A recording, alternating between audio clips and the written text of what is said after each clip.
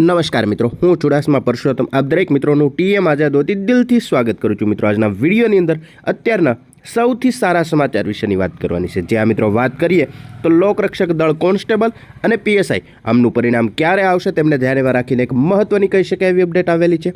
તદુપરાંત જોઈએ તો કોન્સ્ટેબલ અને પીએસઆઈનું પરિણામ છે તે હજુ બાકી છે, મતલબ કે પેન્ડિંગ છે।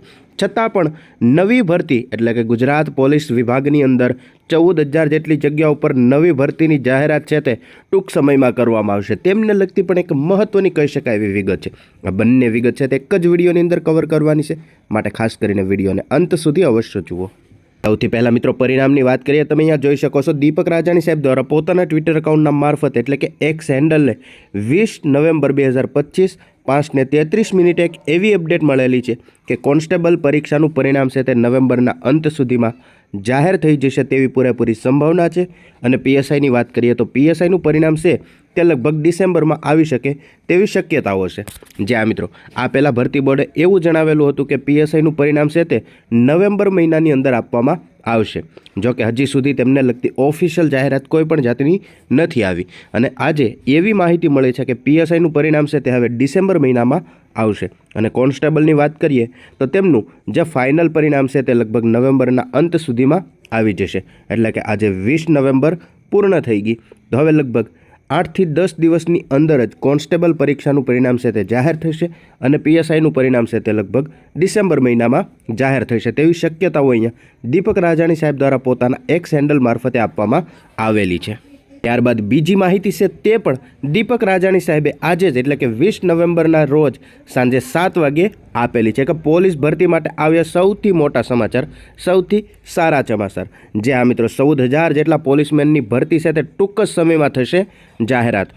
પોલીસ ભરતી બોર્ડે કાર્યવાહી કરવા સૂચના છે તે રાજ્ય સરકારે ભરતીની કાર્યવાહી શરૂ કરવાની પણ તાકીદ આપી દીધેલી છે।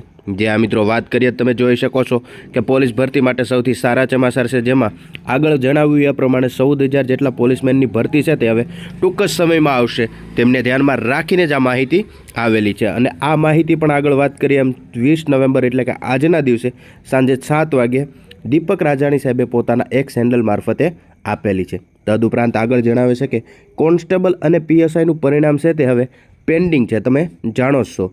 આપણે આગળ જોયું તે જ રીતે કે લોકરક્ષક દળ કોન્સ્ટેબલનું પરિણામ લગભગ નવેમ્બરના અંત સુધીમાં આવશે, જ્યારે પીએસઆઈનું પરિણામ ડિસેમ્બર મહિનામાં આવવાની શક્યતાઓ છે। તો આ બંને પરિણામ પેન્ડિંગ છે, છતાં પણ ભરતીની જાહેરાત કરવામાં આવશે એવી માહિતી આપણને મળેલી છે। ત્યારબાદ પોલીસ વિભાગ બાદ જોઈએ તો 650 જેટલી પીએસઆઈની જગ્યા હશે, તેમની પણ ભરતીની જાહેરાત કરવામાં આવશે।